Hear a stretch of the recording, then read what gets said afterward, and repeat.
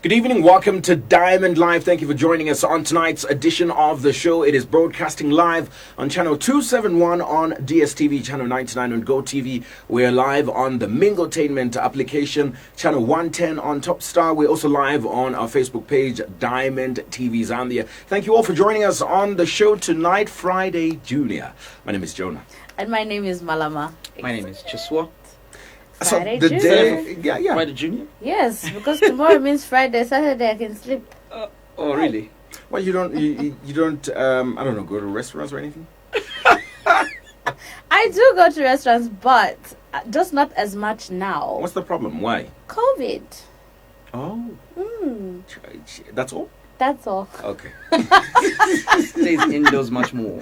She stays indoors much more.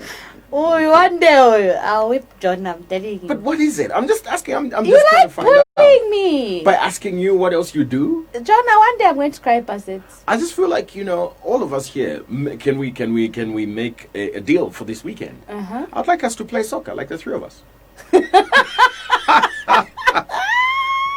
Soccer. I'm going to kill this guy. No, you don't want to play soccer with us? No, but I've got a better idea. Remember Let's the videos go I to jumping sent? castles. No, why would No, I? jumping, no, you don't want jumping castles? Okay, let's go to the gym. Skydiving. Let's go to the gym. Yeah, Skydiving. You don't want to do skydiving. Bungee jumping. Let's No. follow Chichi at the gym. She loves the gym much more. I've got Yeah. something. Let's go do yoga.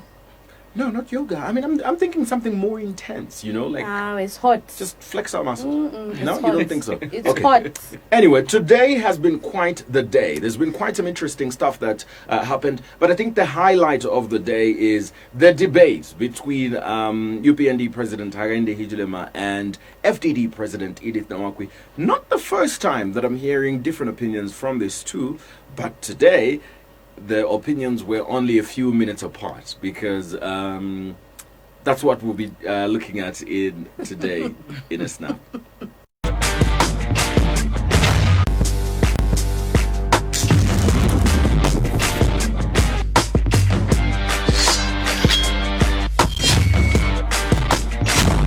So in today in a snap, like I mentioned, very interesting discussion. I listened to it, both discussions. First, they were both on Hot FM. That's on the hot seat with Zach Javula. First was Miss Edith Nawakwi. She was having an interview and she said a lot of things about the UPND president and the whole privatization thing. Not the first time we're hearing about it, but I think today was a lot more intense because it's the first time I've heard the UPND president talk about it just a few minutes after another politician talks about it. So it was quite an interesting thing. I don't know if you have anything to say or you want to listen to it. I want to listen to it. Well, okay, let's listen to it and then I'll probably have something to say later. Later on, we're going to be joined by UPND spokesperson, that is Honorable Garry Nkombo. But we're talking generally a build-up to the year 2021, different issues affecting the country. He'll be joining us on set shortly to talk about all those issues. But first, let's just refresh your minds. Just in case you missed it, this is what was going down today. As we proceed, a very interesting issue here to do with UPND leader Hakainde Hichilema, who recently broke his silence on the accusation that he benefited heavily from the privatization of mines. And you're among the people he has called out to explain what exactly transpired. What role did you play in the privatization of the mines? No, thank you very much for that question. I think that he didn't explain. Time and again, people ask Hakainde Hichilema how he became rich. And that is the question. Time and again, people ask him, Mr. Hakainde, Mr. Hichilema, how did you become a billionaire?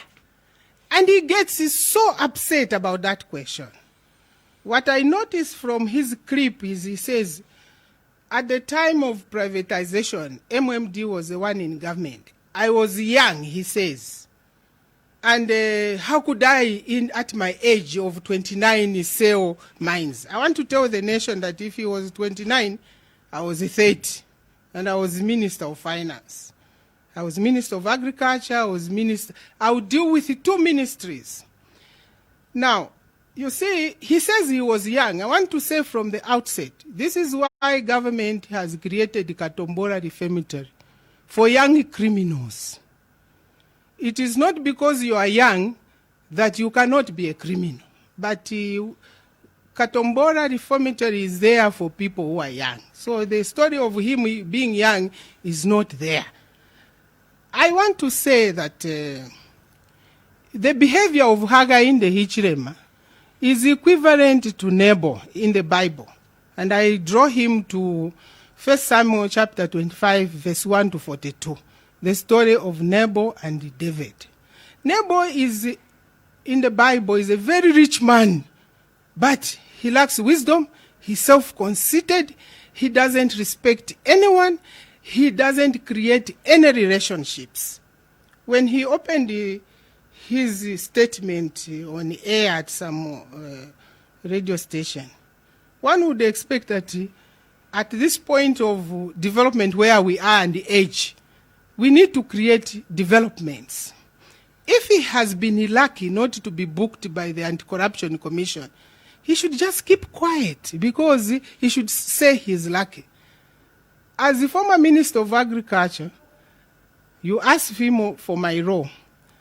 We wanted to restructure Lima Bank, and we gave Grant Thornton the opportunity to advise government on receivership. Mind you, on receivership. They went ahead and did a liquidation of Lima Bank. Now, I just want Hakainde to answer one question.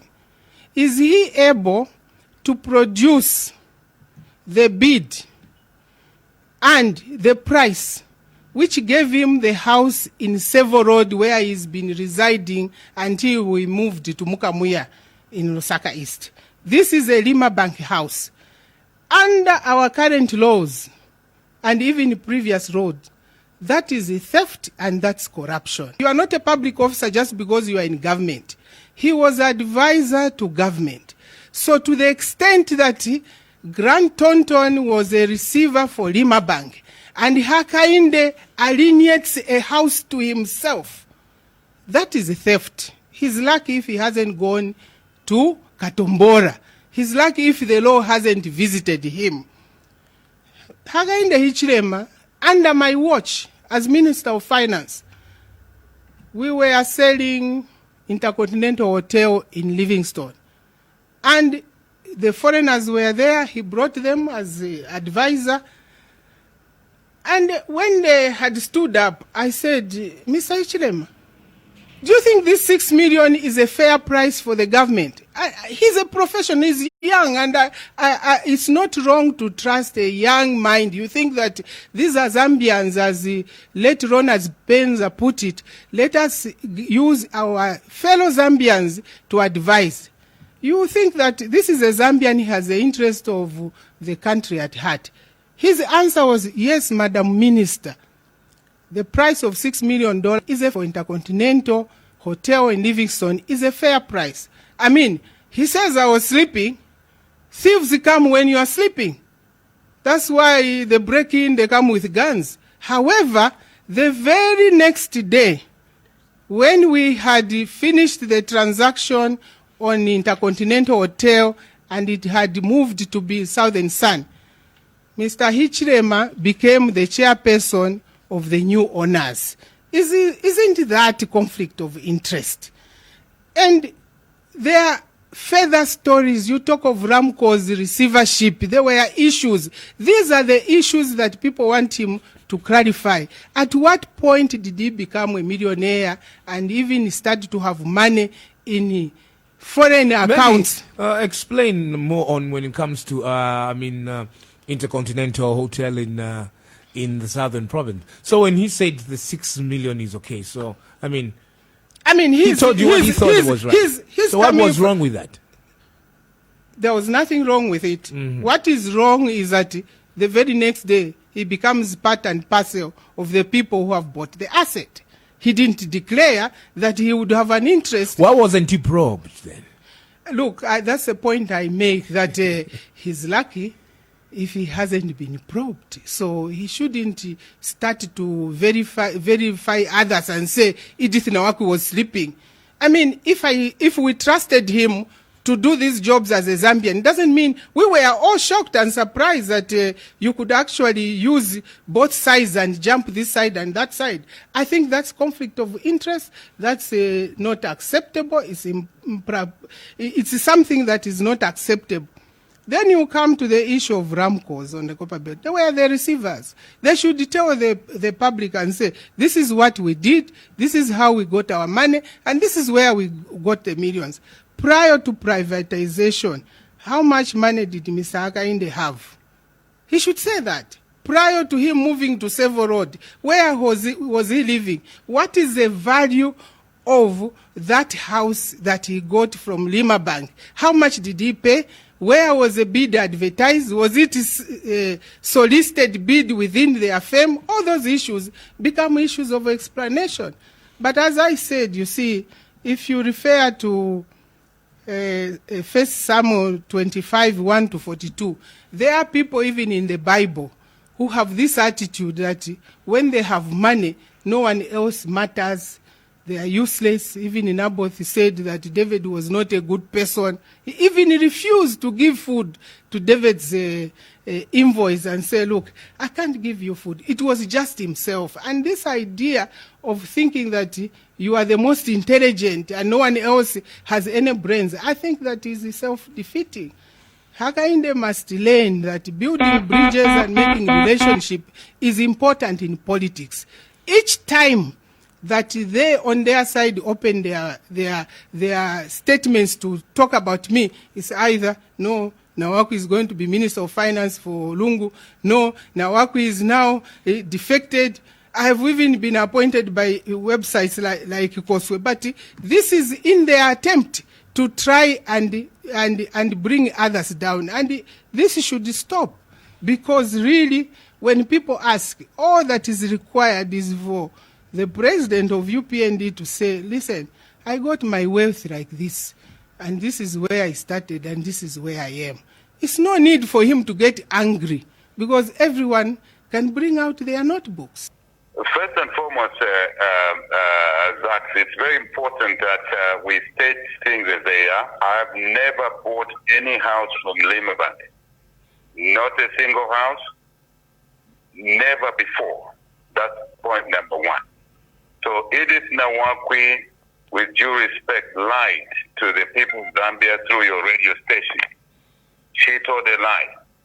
And that's a fact. I never, through Branson or any other, benefited from the Lima Bank Act myself. Here is the truth. I bought that house in the 90s through a public tender. But did that house belong to Lima? Did it belong to Lima Bank? No, I'm just telling that. The house never belonged to Lima Bank at all. That's what I said. Never, ever. Mm-hmm. So she lied. I'm sure she'll be very embarrassed about it. The house was advertised through the newspaper, together with many other properties, through a real estate agent called T.P. Chiwe and Associates of Ndola. The advert was run in the public media. I responded, I bid, I was the highest bidder. Zach. At that point, I bid, I think it was 61 million kwacha in the early 90s. And I was awarded the tender.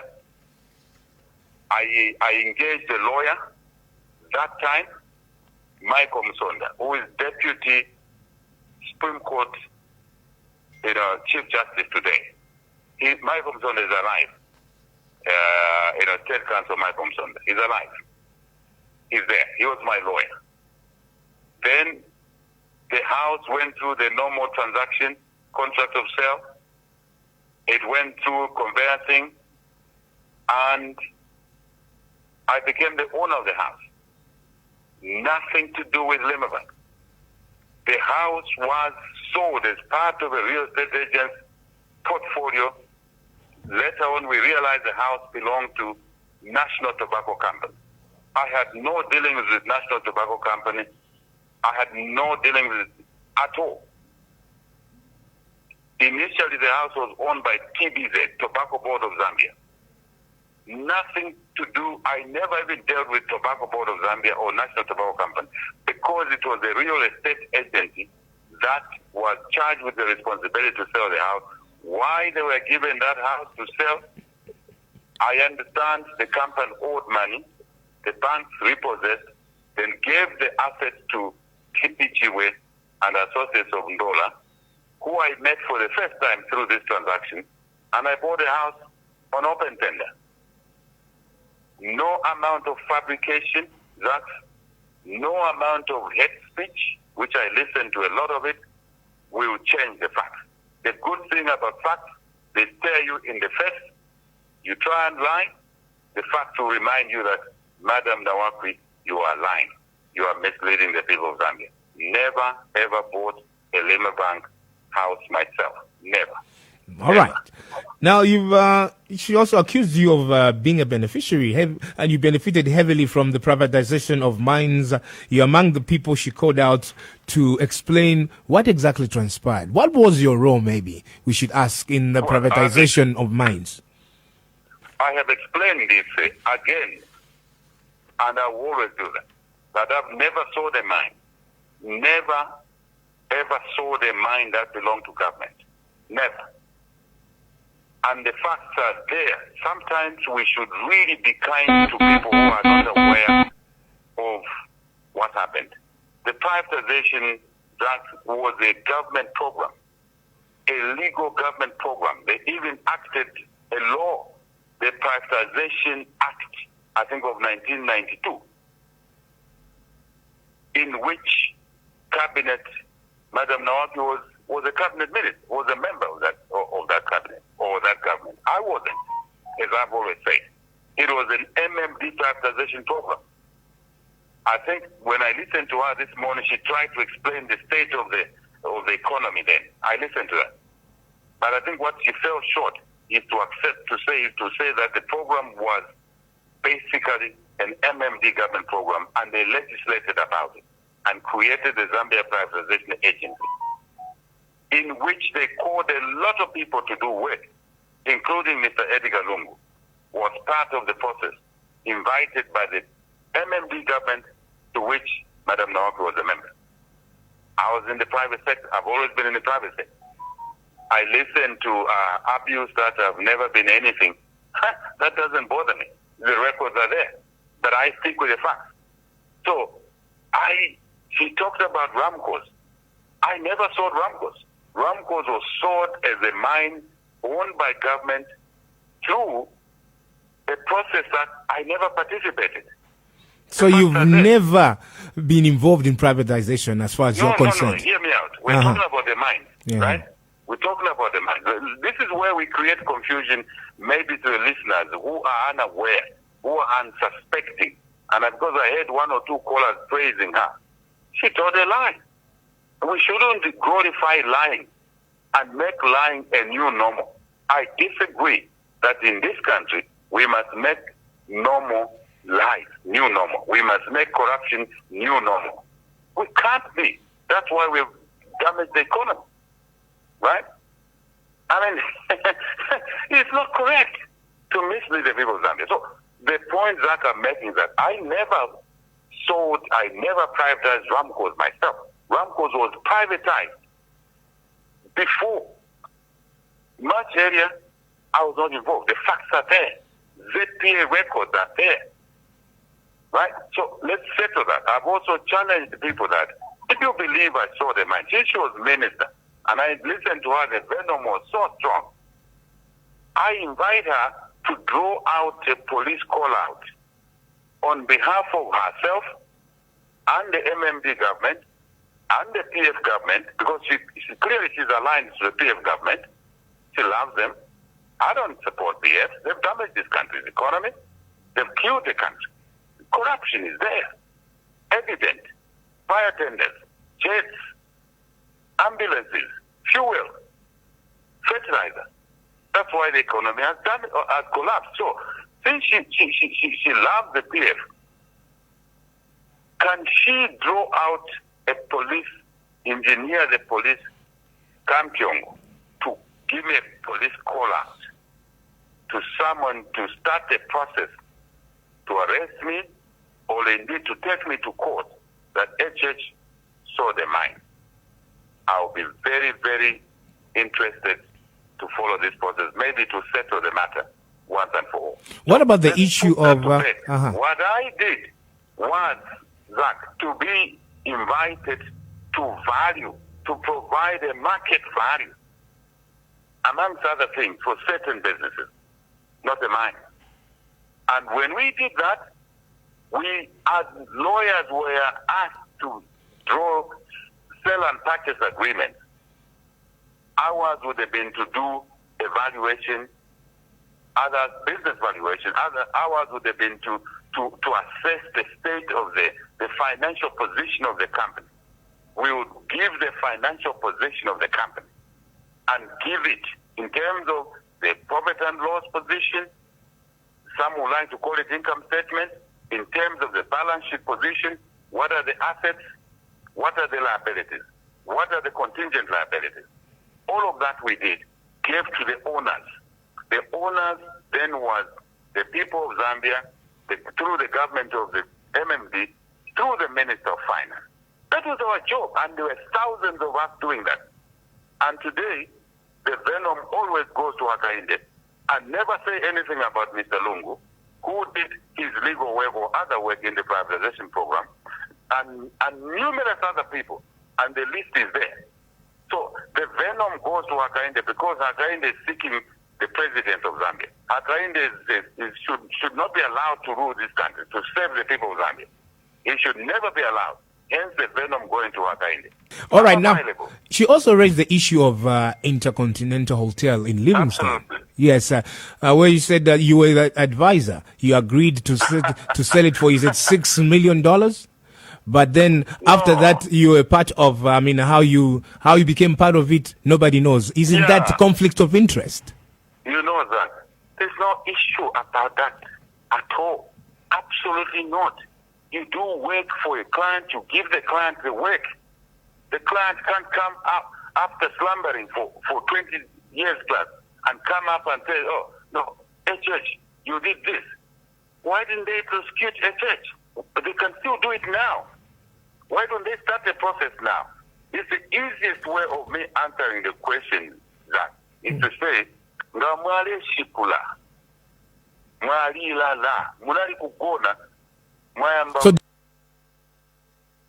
you take advantage of them sleeping or what? No, is that what you're saying? This is the point. No. Come on, let's get facts here. Not at all. You see, if you So take Wadi advantage- Pualala, they were sleeping, you decided to take advantage. It was my way of expressing, expressing a persistent and consistent allegations which are untrue.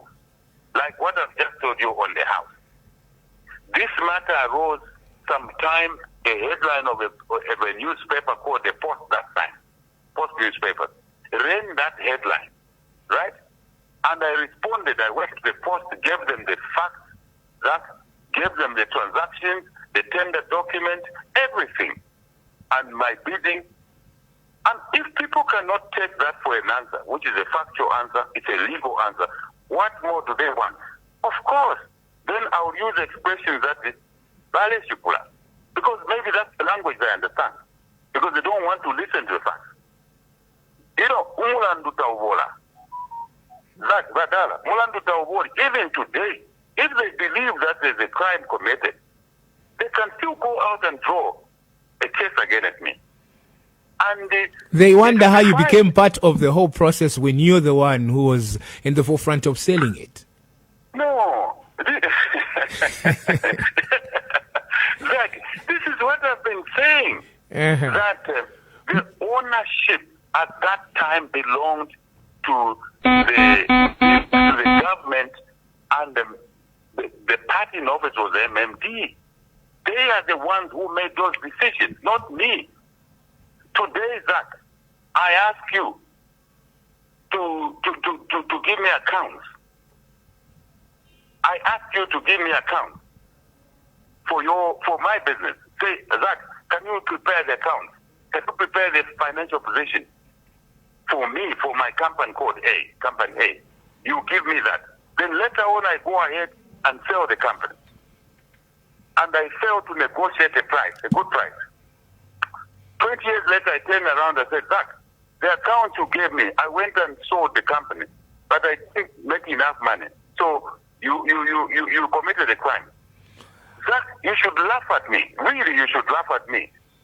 And ask me But not to waste you your are time. At that Zambian, so point, they thought you should do everything in the interest of the country. The country comes No. first because you love your country. So when the interest yes, is I love this Zambian to country. do something, they expect Zambians to do the right thing. I love this country, Zach. This is what I'm saying to you. As I love you, right? As I love every other Zambian. That's why I'm taking public office. And it doesn't really, injure me when ignorance exhibits this ugly head every now and then. What it is really an assault on an individual wanting to provide leadership, a better leadership, to deal with the corruption. Then a band of people gang up to say, now, we can't say this guy is a thief. This guy is not a criminal. What do we say? Let's accuse him of something. And the facts are there. Let the Zambians judge for themselves. Let's return to the example of the house. That you then can't continue saying, for me to continue saying, Zach, you are a problem. How are you a problem? I gave you the financial position of your company. Whether you sold your company and then you failed to sell it properly, because you didn't come back to me to say, can you help me further? I didn't help you further. Right? Then 20 years later, I come back to you and start harassing you that. Then relationship like that. This relationship panchito. You are sleeping on duty. And you must not waste people's time. I must not waste people's time. You should tell me, wale shipula, unagona, wagona evo. Stop troubling people. Let the country get the service it needs, the leadership it needs, the visionary leadership it needs. I mean, Madam Nawakwi says, I should have been president a long time ago. She has been in politics since late 80s. I have never challenged her why she's not president, because she's been wanting to be president. It's not my job. We must work to save the people of Zambia. It's not my job to say, Madam Nawakwi, why are you not president since 1989? She wants to paint the picture that I should have been president a long time ago. And she starts saying things that don't exist. That women were hitting bands. I mean, sometimes even listeners can tell that this one is lying on that matter. How would I sit in a room that I'm eating something and the woman is eating bands outside? I never even campaigned with her. In the 2006 UDA arrangement, she refused to campaign with me. You see how lies work now. She refused to campaign with me. If I remember, was She was also accused. She was campaigning for PF. In 2006, you are in an alliance through UDA. You don't campaign with your colleagues in the alliance with you. You are campaigning with another political party. What If about you- the issue of the 20 years later, you farm come back and where she said there's a man who's who I don't know, he's got he's not okay now because I don't know what transpired over the farm. I don't know how you She's ended talking up. of a farm in Namibia, right? Yeah, what's the issue there? Sometimes the craziness has no limit, right? And venom. When you are angry, Zach, when you are angry, when you detest and hate somebody like Nawakwi hates AJ, she will even trip. She will tell lies. I own a farm on a title deed in Namala, farm 191A. That farm, Zach, has been in existence. It was created. How long have you owned it? 19 How long have you Listen to owned me. it? Listen to me. It was I'm listening, created since 1909. The first owner of that farm was the British South Africa Company. 1909. Not even my mother was born. Not even my grandfather was born. 1909, that farm was created, owned by the British South Africa Company, BSA Company. Then a guy called Dell, who was a district commissioner in those colonial days, bought that farm from the British South Africa Company. And I bought that farm from the Dell family myself. I never took any land. By the way, I'm a headman in Namala there. She's talking of an area that she's totally ignorant of. If I was a rascal as she puts it, she gathers information from newspapers such as those that are hateful Daily Nation. Then she takes it as a fact. You'll be misled, madam. If I choose to take you to court, you'll be alone. But I don't want to waste my time. We have to wait for the people of Zambia. So that farm, I've owned it, I bought it. It has been in existence over 115 years old. Who is alive who is 115 years old? So, was I there in 1909? I wasn't. So why should I be blamed? Nawakwi has bought farms from different places. I have never asked her why she bought the farm. It's her choice. It's my decision. I'm a rancher. I produce beef. I feed people. I must be given respect for feeding people. But I don't demand it. I have not committed any crime. Everything is HH, Zach. The rains are late, it's HH. There's load shedding, it's HH. You lie to the people of Zambia that after the rains, the load shedding will be over. The rains were good, less than $1,000,000. Still load shedding. They blame HH. You tell people you're going to get 5 quarts of diesel from Saudi Arabia. You don't have 5 quarts of diesel, you blame HH. You are doing a transaction on Lower Zambezi National Park. And you wake up and say, no, HH sold the Lower Zambezi National Park. What? So that's the interview from earlier on today. 2 separate interviews. The UPND President, Mr. Hakainde Hichilema, and earlier, FDD President, Mrs. Edith Nawakwi. Now, this is a debate that usually comes up, and, well, a lot of people await a time when it will be brought to rest, but we're going to be talking about this and much more right now as we are joined by the spokesperson of the UPND and Mazabuga Central Member of Parliament, Honorable Garry Nkombo. Good evening, welcome to Diamond Live. Good evening, guys. Just a point of correction, I'm not the spokesperson. I'm the chairman for elections. The spokesperson is Honorable Charles Kakoma. Honorable Charles Kakoma. And deputized by Cornelius Mwento. Honorable Cornelius Mwento. I'm happy to be here. Good evening, viewers. Let's start off, first of all, with just an understanding of, first of all, you heard the entire interview. I think you heard it even from way before this evening. This is a discussion that comes up most of the time, and I think we keep asking ourselves, is this a conversation that you have within the UPND as well? This issue with regards to privatization being linked to the UPND president, Mr. Hakainde Hichilema, and what is your position?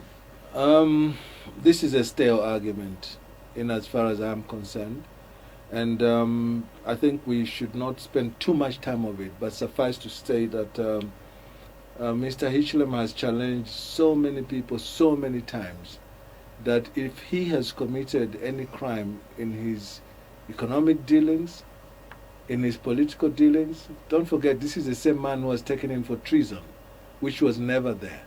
They must just take him to court and let him go through the due processes of the law, and then he will get his acquittal because he's quick clean, like Kenneth Kaunda's handkerchief. And so it is a stale argument. I felt particularly disappointed when I was listening to Mrs. Nawakwi. I remember it was about 9:45 in the morning. I was in China Mall trying to get one thing or another, and then somebody called me, an old friend of mine from Yunza, says, "Can you listen to what Mrs. Nawakwi is saying?" And the only thing that came to mind was to reminiscent of the old good days when we were in a pact. I was in FDD then, and Edith was my boss. And Mr. Mazoka had just died, may he so rest in peace. And TJ Kaunda was the leader of UNIP, our mother party. And I could only deduce, I could only conclude that venom that came from Edith Nawakwi, which reminded of me of the time when I left FDD, soon after General Christian Tembo, who was the president then, hung the boots for Edith Nawakwi. I moved from FDD rather, to UPND in 2001. And I still remember vividly, I still have a caption of the comment by my then president, Edith Nawakwi, who said Nkombo is just another tribalist who was going to join his people. Mazoka was still alive. So when I was listening to that, it reminded me of how sister-in-law Edith, and Edith is married to one of our brothers, Jeff Hambulo. It reminded me vividly how she chastised me for choosing to move from her political party, because as far back as then, I personally thought that she was not good enough to run affairs of the country. She was a minister of finance, by the way, and then she was a minister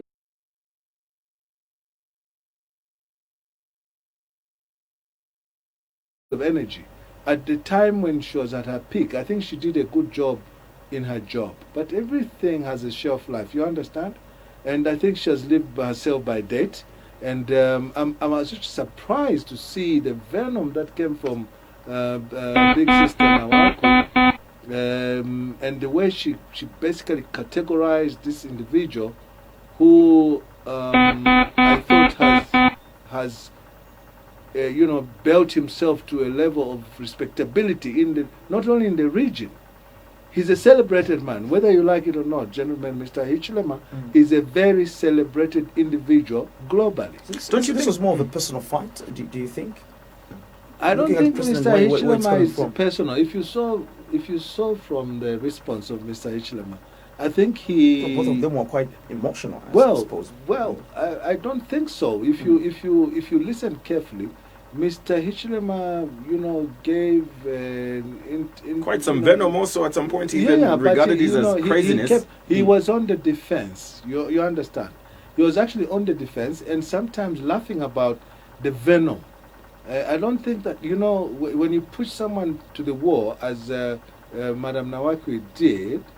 I think that the reaction from Mr. Hichilema was basically the underlying point. He said, look, Orlando Suwola, if I've done anything wrong, here I am. He even challenged her to say, on behalf of the current government, on behalf of the government that made the policy to privatize, on behalf of Mr. Steve, I heard you mention Mr. Stephen Kampiongo, who's in charge of the police and prosecution, take me, here I am, take me to court. And I think that was gracious, And I'm waiting. I'm hoping that Ms. Nawakwi can take this battle to the wire, to the conclusive end, to report Mr. Hichilema for whatever he has done wrong, so that the Zambians now can sit and say, oh, wow.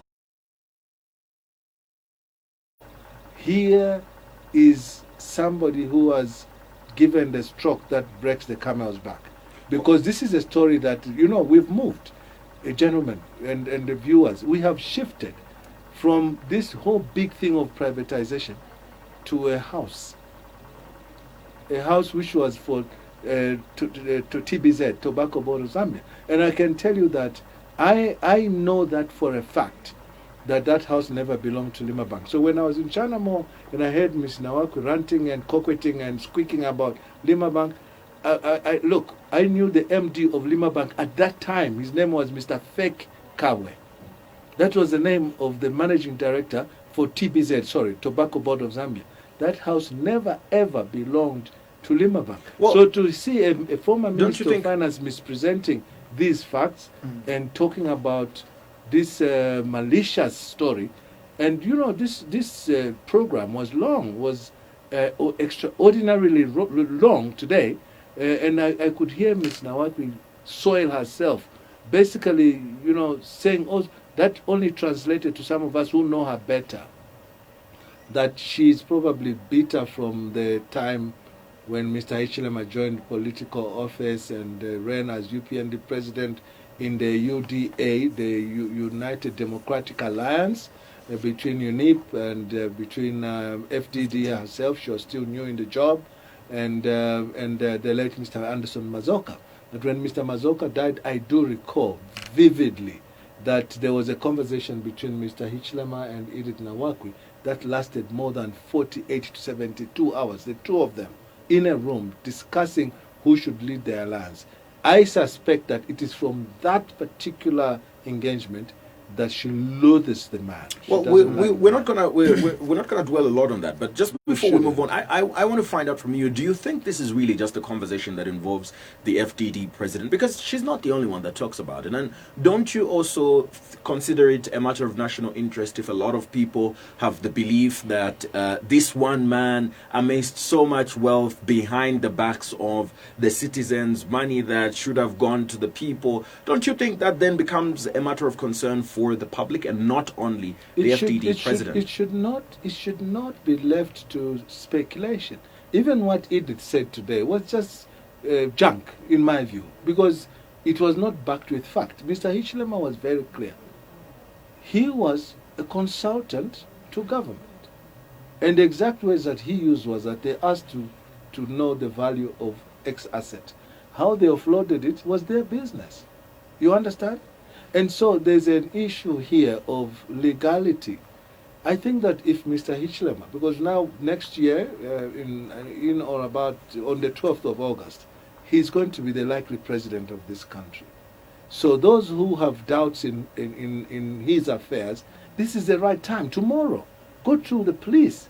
You don't wait for too long, because Zambians, have agreed, in our view, from where we stand, if you compare the chances of Mr. Hichilema ascending to the presidency and I call Edith in this particular conversation the villain, and Hakainde is the vanquished. If you take the ratings of the two leaders, you obviously know the answer. If we had to dig inside your heart, Jonah, and yourself, Cheswa, and say, who will you vote for between Edith Nawakwi? Because let's agree that Edith and HH are both in the opposition, right? And now from my side where I stand, I say Mr. Edgar Lungu is not going to win because he's also not eligible to even stand. So then Mrs. Nawakwi becomes a contestant, Mr. Hichilema becomes a contestant. Let me tell you now hard facts. The fact of the matter is that from the last election, I in Mazabuka got much more votes than Mrs. Edith Nawakwi got in the whole country. That is a fact. We've got a caller. Mr. Hichilema got 49%, 48 plus percent, which is 50-50 with Mr. Edgar Lungu, who took that election. You understand? So when you compare the two, it is like pushing an elephant with your bums. Then it's like pushing an elephant with your bums. The conversation is being reduced. Hakainde is now an elephant, in the room. It's like pushing an elephant with your bum. You can't move it. Whether you like it or not, let's pick a call. I just want us to learn the hard fact. Exactly. We'll get to that. You can't push an elephant with your bums. We've got to get a crane. We've got somebody who's calling in. Hi, good evening. Can I? Hello? Yes, good evening. How are you? Hi, good evening. How are you? Can I proceed? Yes, you can proceed. Oh, thank you very much. Am I live? Am I clear? Very live. We can hear you. Thank you very much. You see, what I'm asking is that, let us be honest. Zambia is a Christian nation. When leaders are talking, they must be very honest. HH was asked about the farm that he bought in the southern province. What answer has he just given you right now? He was talking about getting the farm 55 years old and everything. He hasn't given an answer on that. How did he get that farm when somebody died of a stroke? I mean, your moderators there. Did he answer that question? You used to be a company, whatever, 150 years. Did he buy it 150 years? So what I'm simply asking is that Garry Nkombo there is simply politicking. He's not answering charges. He's simply politicking. How did he buy Sun International Hotel there where he made himself chairman? Those are the issues. Ramco's issues. Lima House. What happened? You see, any person vying for the presidency of this country must be honest to some certain extent. These issues have been there for a long time. Now you are directing all your insulters engines at Nawakwi. You are insulting her. HH even wrote on a tweet. He just tweeted that maybe had a tweet on her insulting a sexist tweet indeed, insulting all women, including women in UPND itself.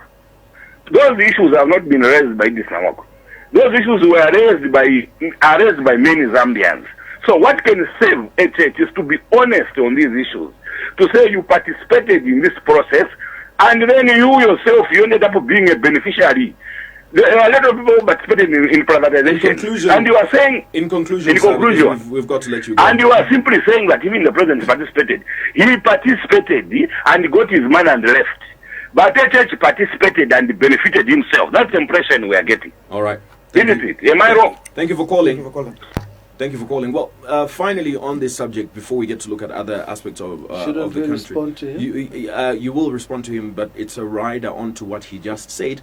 The question is also the issue. Don't you find anything suspicious with the fact that Mr. Hichilema is apparently said to have been appointed board chairperson of an institution that he brokered or advised for value towards government, and a few days later is appointed board chairperson? Don't you also find that suspicious? I think that's one of the questions that he was asking. Okay, I think that Mrs. Nawakwi was being melodramatic in my view, because her literal statement was that he brokered and then the following day he was the chairman.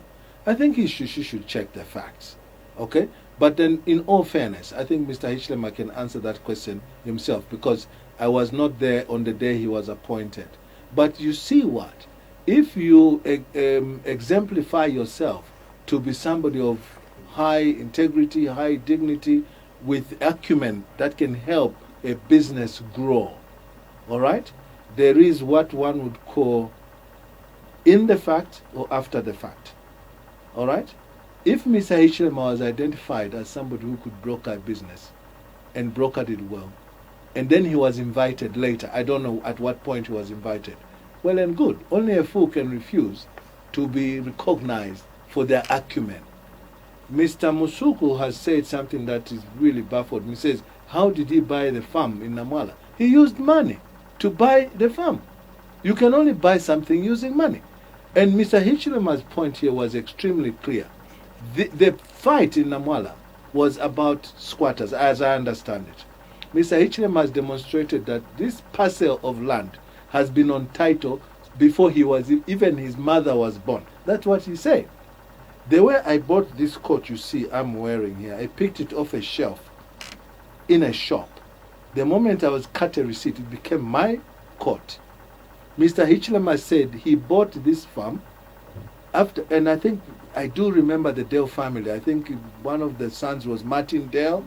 He said this, he was the third or fourth generation owner of a parcel of land, and unless you don't understand the land tenure system, Mr. Musuko, if you go and buy a house in Chilenje and you find someone sitting outside, they are obviously intruders. Mr. Hichilema has just said he bought this place from the Dale family, who had bought it from another family from the colonial days. I'm surprised that Mr. Musukwa wants to shoot a dead horse, because we have just demonstrated to you that this house that Ms. Nawakwi was squeaking about, and when I described Mrs. Nawakwi's anger and venom, I didn't insult her. I'm not privy to the tweet that he says Mr. Hichilema tweeted. The Facebook post. It was a Facebook post. It has since been deleted. Does it amount to insult? I didn't say it, so I'm not competent to discuss that. But Mr. Musukwa, Mr. Hichilema bought a house that is next to the late President Chiluba's house in Sevo Road from Tobacco Board of Zambia. Why do you want to? It's like, you know, when you go to a classroom, the teacher tells you 1 + 1 is 2. You insist that no, 1 + 1 is 3. Because somebody, a Django teacher, told you that in the street. Mr. Hichilema bought this house from Tobacco Board of Zambia and not from Lima Bank. So it really defines what, and I'm sorry to sound a little bit rude, but you cannot be killing a dead horse. When a horse is dead, it's dead. Go and look at the land records. They will show you that this house never ever belonged to Lima Bank. So what does this do? It made Ms. Nawakwi expose her ignorance. And by extension, Mr. Musukwa wants to ride on Ms. Nawakwi's ignorance about this particular subject. Don't say I've insulted women folk. Ms. Nawakwi was saying this without knowledge of how Mr. Hichilema and who Mr. Hichilema bought this house from. Simple and straightforward. If Mr. Musukwa wants to join the bandwagon of this unproductive argument, Let them go to land records and prove to the country that Mr. Hichilema actually bought this house from Lima Bank. They need to close this subject once and for all. For one to say, no, me, I'm an atheist, God is not there. We tell you, look, the doctrines say God is there. No, me, as far as I'm concerned, Satan said God is not there. You cannot just follow blindly because Mr. Musukwa, you are a trumpet for someone. Let's hear our last caller on this subject. Well, there was an issue about board chairmanship. Messages. Yes, and we'll just engage this one. Good evening. Hi, good evening. Hello, good evening. Hello, good evening. How are you? Fine, how are you? Very well, thank you. Okay, I've got two questions. One, this we have heard that there was a selling of the hotel in Livingston, $6 million US dollars. Mm-hmm. Where is the $6 million dollars? Because if we sold that thing, we should have the money. We should not just be talking that someone benefited. It's a two-way traffic. Then the other thing is, we are talking about someone who was presenting the Republic of Zambia. Was that person alone? How does one person wake up and just sell the institutions of the government? I mean, I'm not seeing it happening like that. Thank you. All right, thank you, Ms. Onda. You were going to give a response to the board chairmanship before we take a look at the NRC registration exercise. And other issues. I mean, look, I want to check the recent appointment that everybody's talking about, the appointment at the Bank of Zambia. Do you think Chris Mvunga appointed himself? Well, he did. This is a question to the whole country now. Do you think Mr. Christopher Mvunga appointed himself? Mr. Edgar Lungu found something in common with Christopher Mvunga. Chris and I were old schoolmates. He found something in common. They share the same dreams. They say, show me your friend, I'll show you your character. Chris cannot be put on the altar now. He was just appointed. He was handed over a letter of appointment. Mr. Hichilema, somebody identified him. Someone picked him up and said, this person can add value to this organization. And so it works the same way. If I say to you, Jonah, I think I like the way you speak. I would like you to come and now do a stint at CNN or BBC or Al Jazeera. Why should anyone pick a stick and hit it at you? Because you've just been identified.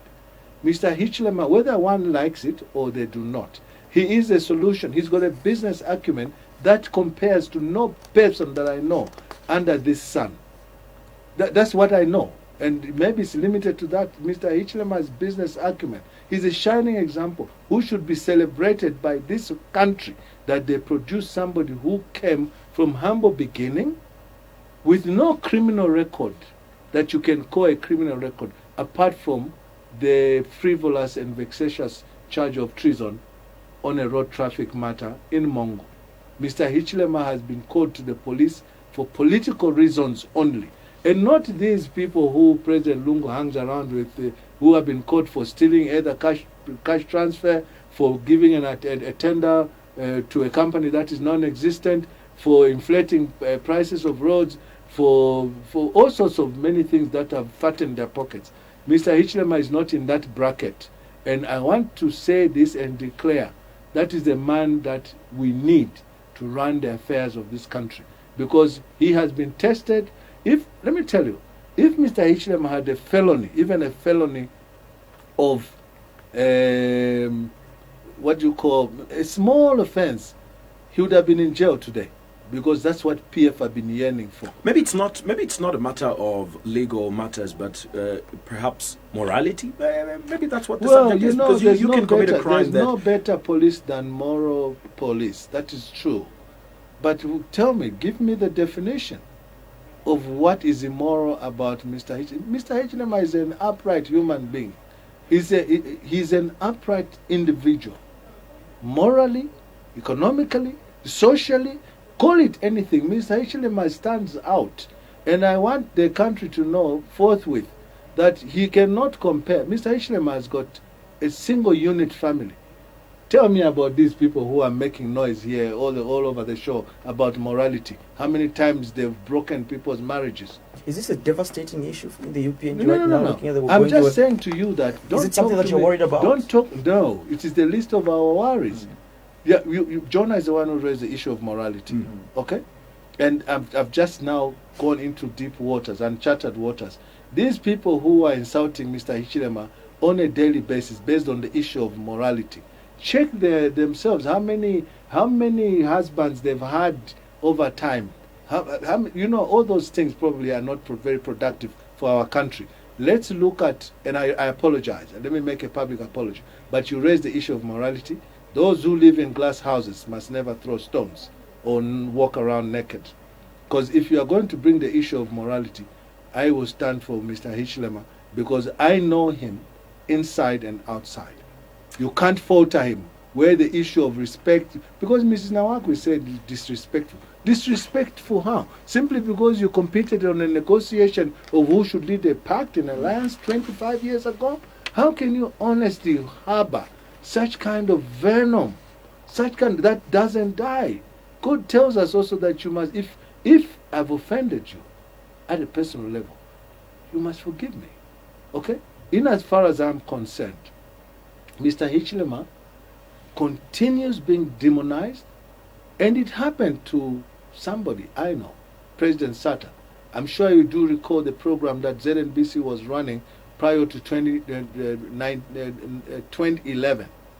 That was run by the late Chanda Chimba III, may his soul rest in peace, and Honorable General Shikapwasha, who was sitting there then as Minister of Information. They ran a propaganda machinery that made Mr. Sata look like he was the devil's son. That's what's going on right now. Where did Edith suddenly stand up and get up from to start now bringing out a catalogue of falsehoods? The Zambians are not foolish no more. Well, some of the Zambians were calling in, Mr. like you Msuko? see. Yeah, well, he's a Zambian. He is a Mr. Zambian, Msuko. but we'll not I've dwell just on that given subject. An example We'll not, of Mr. Msuko, who you tell 1 + 1 is 2, and he insists it's 11. we won't dwell on that. talk about Maybe we elections. move on to that. There's a few messages that we're going to read, and then we take a look at the elections No, that there are was a coming question: up. where's the money for the Hotel Intercontinental? Must ask who then was the Minister of Finance. The money was paid to the government of the Republic of Zambia under MMD government, the Movement for Multi-Party Democracy, under the leadership of President Frederick Chiluba. And this whole sensitivity about privatization. Mr. Hichilema did not insult anyone. He simply said there are people who are still among the living who can help to answer some of these questions. He didn't accuse anyone of having done anything wrong. And fortunately and truthfully so, Mr. Chikwanda, my uncle, is still among the living. Ms. Nawakwi is still among the living. Mr. Ronald Penza is dead. Mr. Chiluba is dead. And so the crime that Mr. Hichilema committed is to simply say, well, if you want to know where this money went to, there were people who were in charge of the purse, and some of them are still alive. Can that honestly amount to bring out issues about how he bought a bedroom? Well, No, that is being trivial. That is being trivial. The people that are alive are responding. That's what it is. But let's take a look at some of these messages that Sure. have come in before we move on. These are some of the messages that we've received on this subject. All right, so the first set of messages they are coming through. Edith should speak well. That is, Should tell us. should tell us about. I can read this for you because it's a familiar story. Back in the year, Go there ahead. was a maize deal from a Canadian firm. Mm. It's not actually Carrington, it's Carlington. About it the was maize called saga. the Carlington maize deal. All right, I like her being so hateful. Absolutely. I mean, look, for me, I also insist that this kind of argument is not productive for our country. What we need to do, first of all, something went wrong in the Carlington maize deal. Not Carrington, Carlington. All right.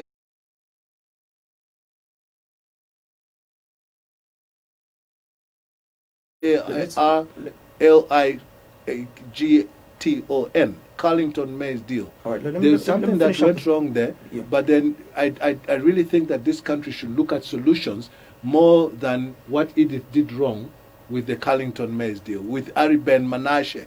There was a man called Ariben Manashe I'll give you time who to was respond. Let me just read the in first set center of messages of this and then- Carlington Maize and then deal. we can go ahead. Okay. How does the past of HH and MMD help Zambians today, given that Nawakwi was in government at the time of privatization? Precisely. At this moment, we expect those aspiring for government offices to tell us what they are planning for Zambians instead of What went wrong? blackmailing each other. The final Precisely. set there. We are I take we my are hat off. tired of hearing the same thing time and again. Can we, for once, concentrate on resuscitating the economy of this beloved country, other than talking about who did what during the privatization period? All right, let's move on. Those are some of the messages. We'll take a look at other messages later on. There's an election that's coming up next year, and this election is preceded by a lot of things. And just before that election comes in, we've got over a dozen by-elections, but 2 parliamentary by-elections that the UPND is participating in. Let's talk about that. Do you feel, first of all, that you've got an equal opportunity to participate in these elections? And also, would you like to address the situation that has currently been discussed, where the United Party for National Development adopted a reject from the Patriotic Front only a day after they left the PF after being rejected to stand in the Lukashia by-election? Yeah, let me tell you, God has got mysterious ways of doing things. All right?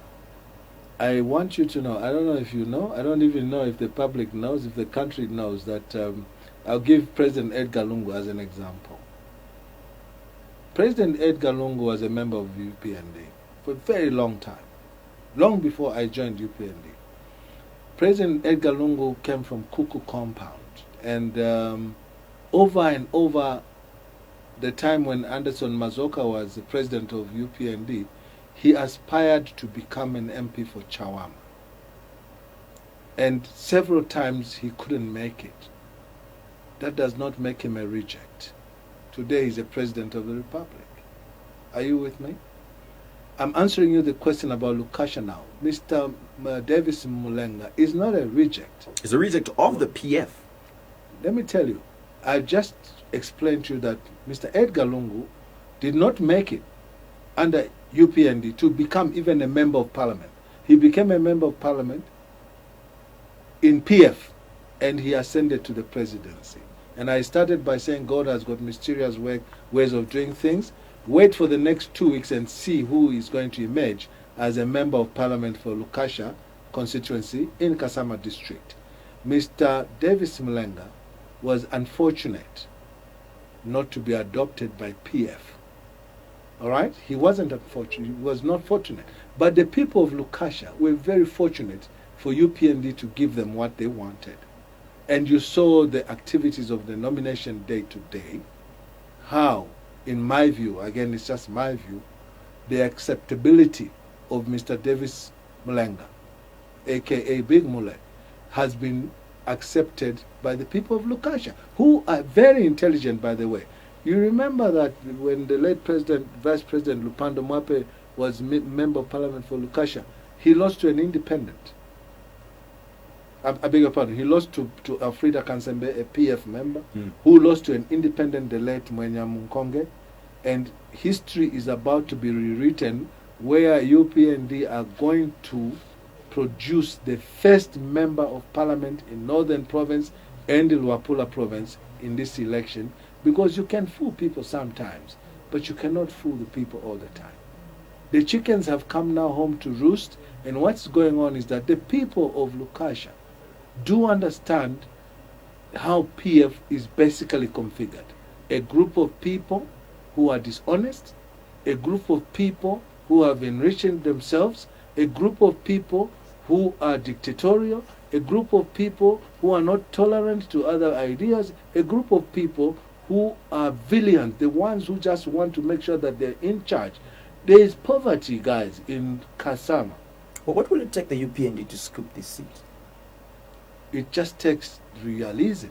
People have come to contact with reality. And the reality should never be an illusion. It's reality.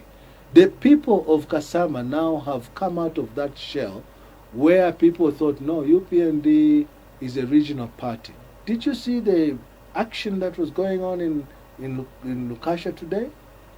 It turned new pages. Did you see the action? Even if we didn't collect that seat, in Chulubi Island, we have never collected, no party in this country other than a ruling party has collected as handsome votes as we got in Lukash, in Chulubi. Despite all odds, you know, PF and their distant cousins, the ECZ, they always collaborate with their distant nephews, DMMU, to take advantage of poverty that is reigning in this country. They go into an election area and dish out meal at 12.5 kgs, something that a family just eats for a meal or two. And because Zambians are poor, made poor by PF, they become gullible. But this time around, I think that the dog has met its day. But with the current state of affairs, I mean, is it possible to campaign?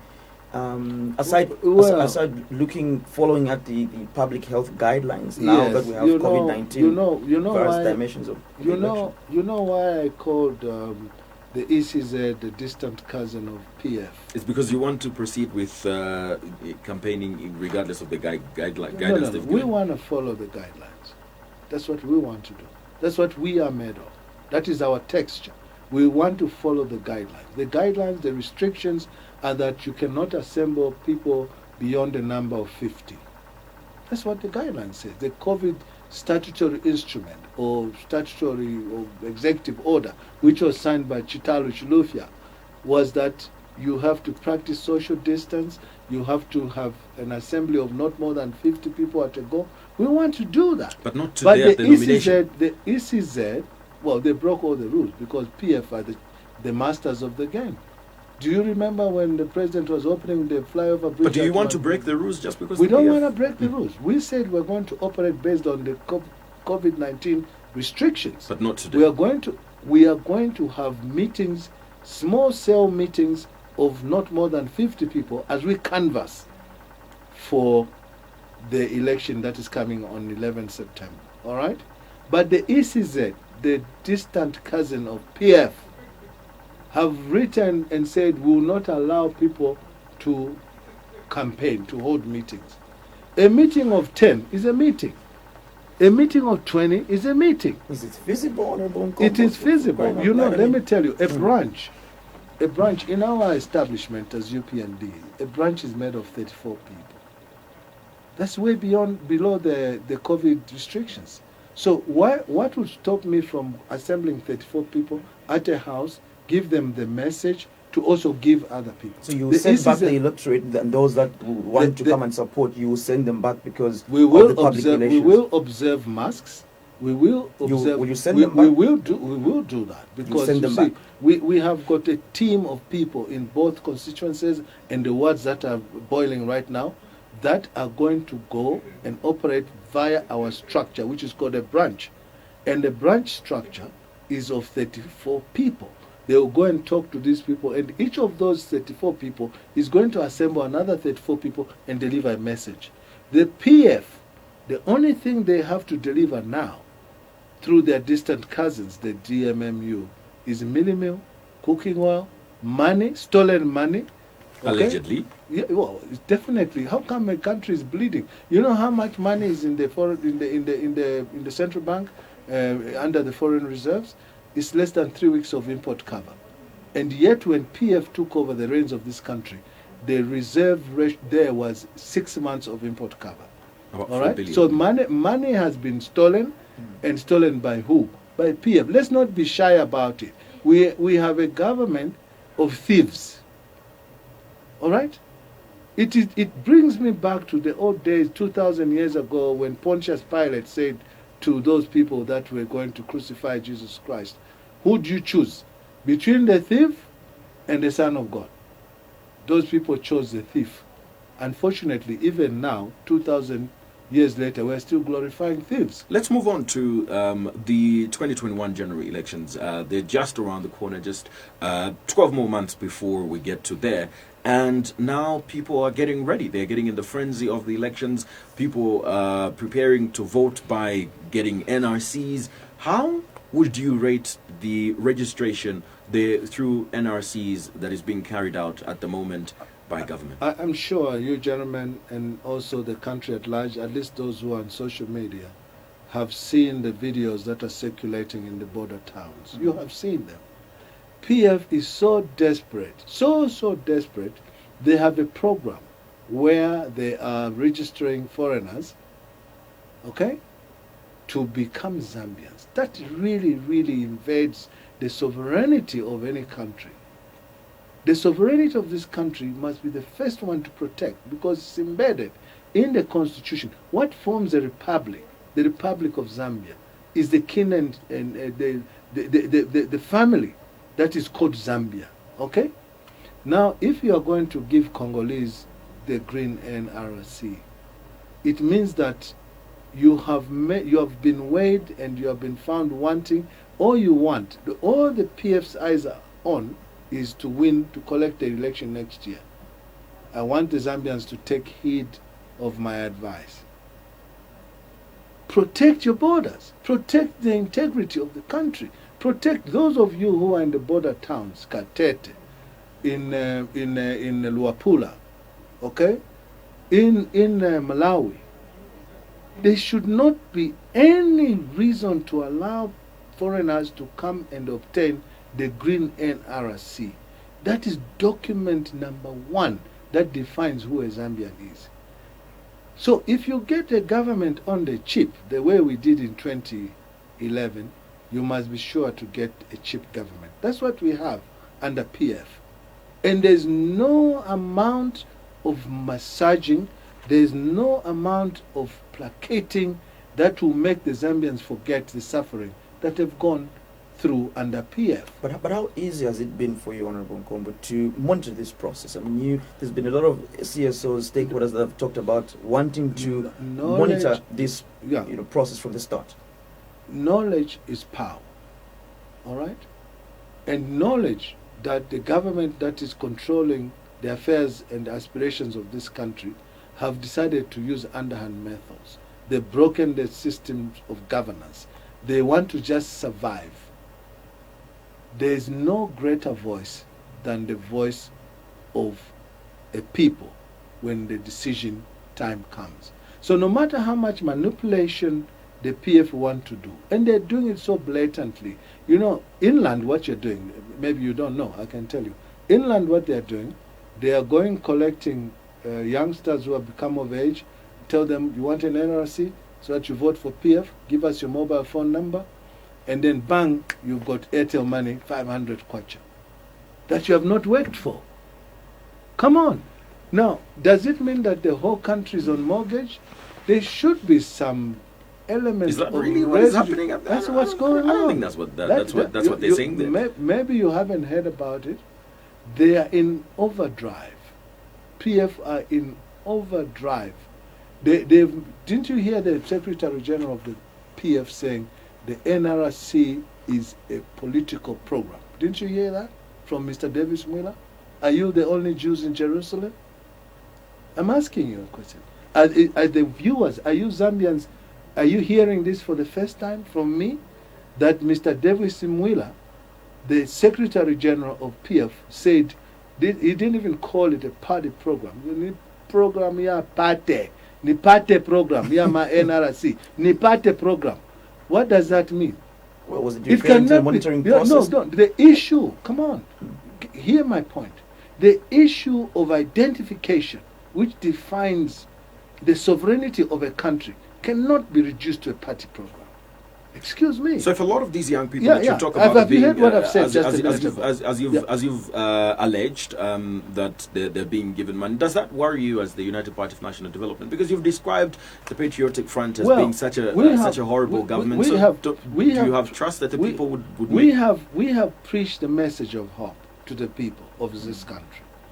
We have preached the message of equal opportunities to the people of this country. We have preached the message of equity to the people of this country. We have preached the message of self-actualization to the people of this country. We have preached a message that shows everyone that they are of equal worth. All right? And so we leave it up. We leave it up to the Zambian people, and say the menu is now there for you to choose what you want. Unfortunately, we can only go that far. We cannot go and start doing Airtel money to bribe every person, because PF is known to be a government that simply bribes people. That's all it's about. So as far as we are concerned, we want every citizen to be self-actualizing. And we have also said to the people that the job of a government, any government, all right, is to better lives of people. So at and this if stage, the government fails to better the lives of people, it's better that the people remove that government. would you say you are satisfied with the exercise at this stage? No. What are you going to do about it now that No. you allege that the PF is corrupt and buying out NRCs and all of that? What are you going to do at this stage? We are not satisfied. And this is the issue about a docile society. The issue of national registration cards is embedded in the law. That when someone attains the age of 16, on the dot, they are entitled. Why is there a frenzy now? Why is there a stampede? Come on. It means that it is a systematic way that PF tailored to make sure that people do not get NRCs. They have deliberately, and I mean just that, deliberately not funded the National Registration Office over the years in order to create this stampede, the confusion, organized material confusion, where they are now using Airtel money to make sure that he who gets an NRC has an opportunity to vote. They've broken the law. The issue about the Electoral Commission of Zambia and voter registration exercise is also embedded in the law, and I think it's Section 7 of the Electoral Processes Act. I'm sorry, my memory, if it serves me right, the Electoral Processes Act number 35 of 2007. It is clearly written that there shall be continuous voter registration from 2007. Which brings us to the last Why issue. should then they? you could also take the opportunity to Why talk should about the 30 ECZ days. break their own law that brings them into existence by saying you're going to register to vote only for 30 days? Why? This has been brought on the table. Now, in conclusion, we want to find out what you're going to do, because if it's the decision that the ECZ have taken on, then that's the way it's going to be. You see, there comes a time when the voters' roll has to be cleaned up. Okay? There's a time that is permissible for the voters' roll to be cleaned up.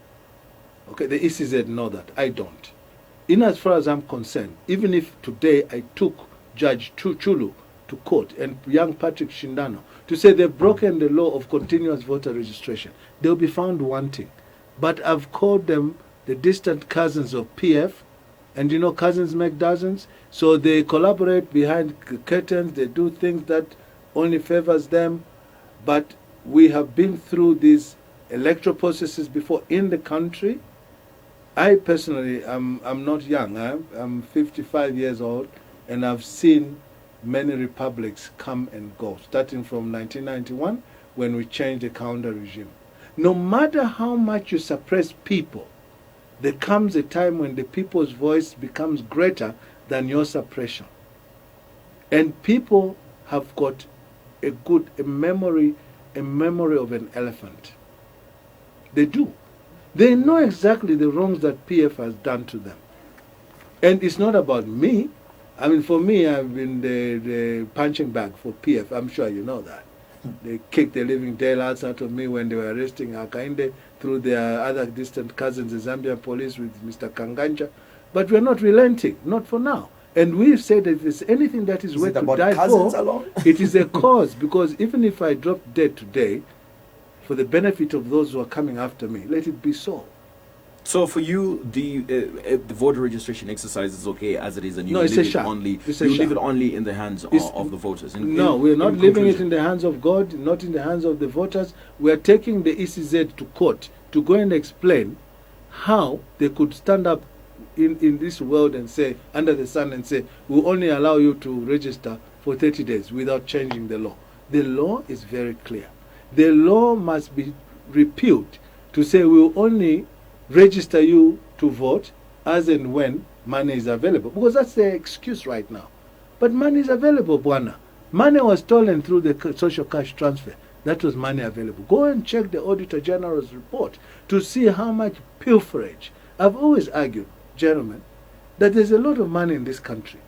Every year we go through the Auditor General's report, which brings out a lot of anomalies about how they squander money in this country, these people in government, these same ones. But is the court case the easy way to go out looking at In the time conclusion- it's the most legal way to It's the only route at our disposal. Unless you want me to now get up and start going to do some Mike Tyson boxing to beat up people. Well, and that's why I asked you. You'd That's be why I arrested if you did. It's the only way. Well, and that's It's why I a- asked you about the monitoring process and how vivid and proactive the The UPND law, are to monitor this the process. law because- has been broken. If we had a way, we would say they only needed 3 months to clean up the voter registration exercise, to do the voters' roll, and then allow people to register to vote until they are left just seated at their office for 2 weeks, no one is coming.